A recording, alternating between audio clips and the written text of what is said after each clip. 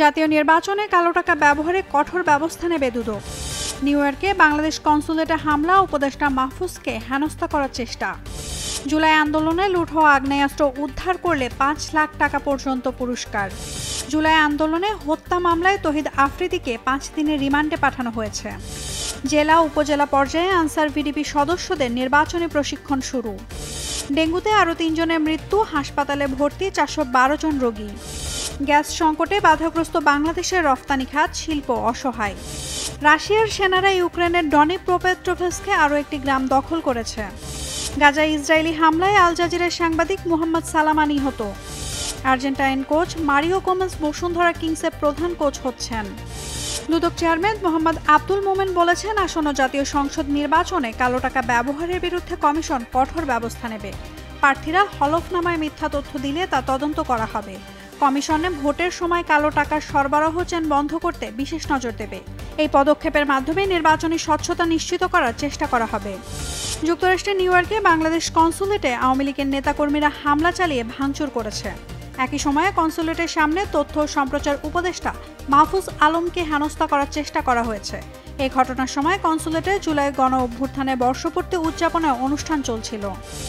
স্বরাষ্ট্র উপদেষ্টা জাহাঙ্গীর আলম চৌধুরী জানিয়েছেন, জুলাই ও আগস্টের গণ অভ্যুত্থানের সময় লুট হওয়া আগ্নেয়াস্ত্র উদ্ধার সংক্রান্ত তথ্যের জন্য পুরস্কার ঘোষণা করা হয়েছে।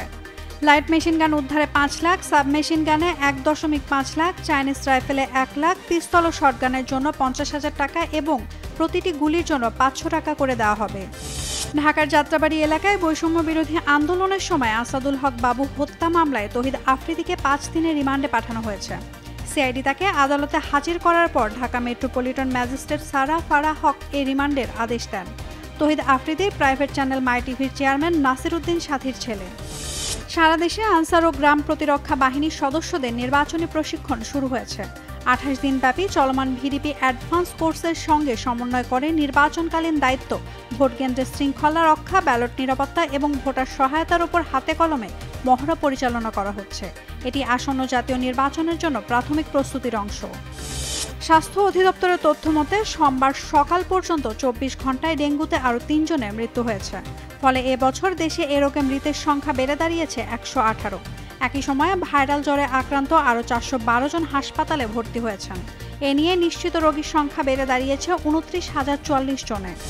দেশের শীর্ষ রপ্তানি খাত তৈরি পোশাক ও বস্ত্র এখনও গ্যাস সংকটে ভুগছে।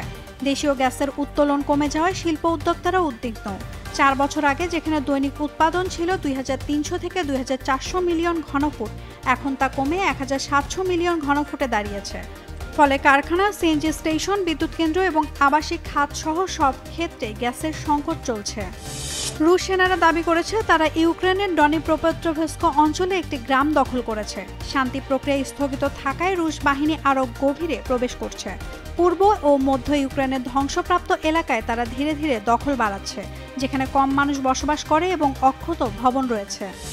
আল জাজিরা জানিয়েছে, গাজার একটি মেডিকেল কমপ্লেক্সে ইসরায়েলি হামলায় তাদের সাংবাদিক মোহাম্মদ সালামা নিহত হয়েছেন। এই হামলায় ১৪ জনের মৃত্যু হয়েছে। ২ সপ্তাহ আগে একই নেটওয়ার্কের ৬ জন কর্মী ও ফ্রিল্যান্সার হামলায় প্রাণ হারিয়েছিলেন।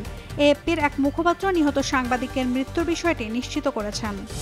বাংলাদেশ প্রিমিয়ার লিগের champion Bashundhara Kings Argentine coach Roberto Carlos Mario গোমেজকে নতুন প্রধান কোচ হিসেবে নিয়োগ করবে। ব্রাজিলিয়ান কোচ সার্জিও ফারিয়ার সঙ্গে মৌখিক চুক্তি ভেঙে যাওয়ার পর ৫ বারের লিগ চ্যাম্পিয়নরা গোমেজের দিকে ঝুঁকেছে। নতুন কোচ দলের প্রস্তুতি ও কৌশল উন্নয়নে দায়িত্ব পালন করবেন।